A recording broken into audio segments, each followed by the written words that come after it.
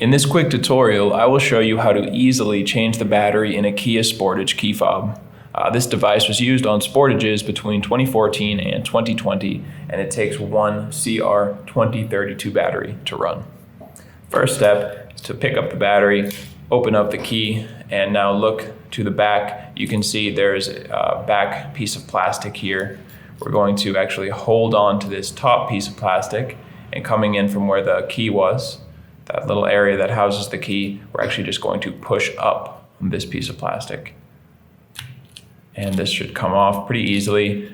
If that's a little bit tough, if it feels like it's stuck, going to do the same thing, but we're going to get the help of a tool. So take a flathead screwdriver. Another key would work. We're going to insert it in here, put another key, maybe even a coin in this area, hold the top and kind of pull down. We're just prying this open, and now it'll come off very easily. From here, with the battery facing up like this, I'm going to take the same flathead screwdriver and come in to this little space. You can see there are these little spaces between the battery and this plastic housing. I'm going to put the corner of my flathead screwdriver in there, okay, and just gently try to pry the battery up. It'll pop out like you just saw. And now we're going to take a new 2032 battery.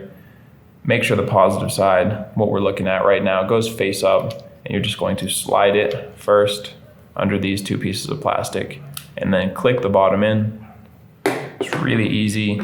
Last step, just click this back on and you can put your key away and you are all set. You changed your battery yourself. It wasn't that hard, was it?